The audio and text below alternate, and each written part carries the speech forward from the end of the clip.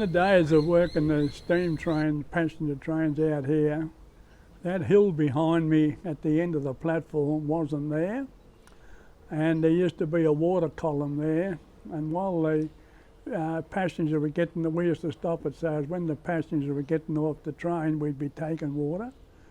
Then when all the passengers were off, we'd pull down further, cut the engine off and run around the other end and then drag the carriages back up here.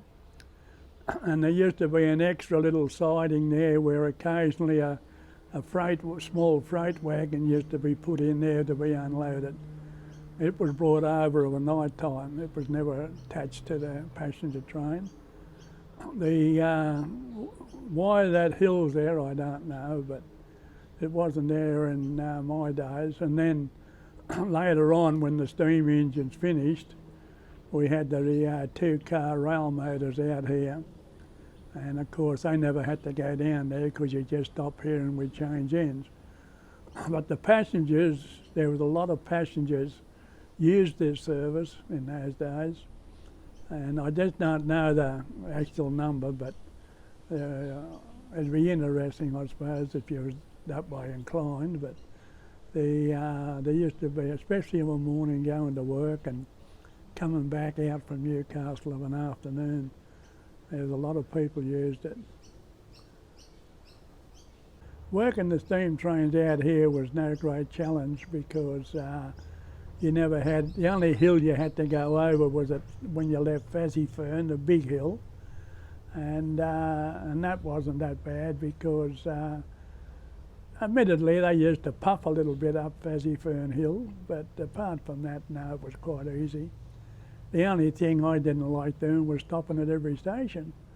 There used to be an all stations stop, and to had a train of a Sunday, it used to come here, then it'd go to Sandgate Cemetery, then back here, then back to Newcastle.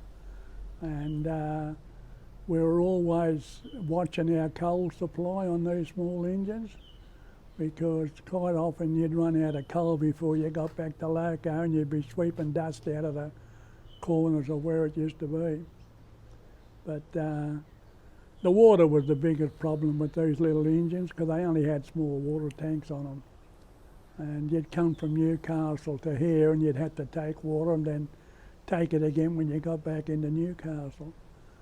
And then on the Sandgate one, we'd take water here, then coming back out, we stop at Cockle Creek and take some, and then top it up here, and then go back into Newcastle.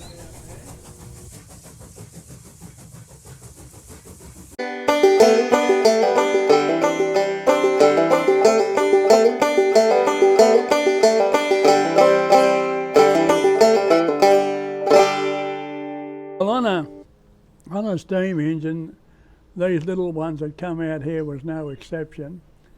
If you saw a storm coming, you never worried about getting wet because you knew you was going to.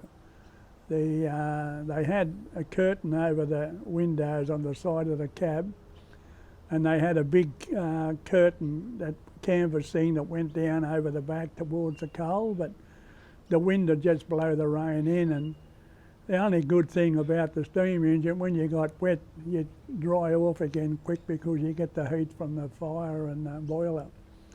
But you never worried about it because that was just part of the system. And then later on, tell you how you can change. When we got the diesels, they had windscreen wipers and all, which the steam engines never had. If you couldn't see through the wet glass, you had to stick your head out in the rain. But on the diesels, you had a windscreen wiper, and we got that soft that if we got a bit of an air leak around the doors, we used to complain. Whereas before on the steamers, you used to cop the lot.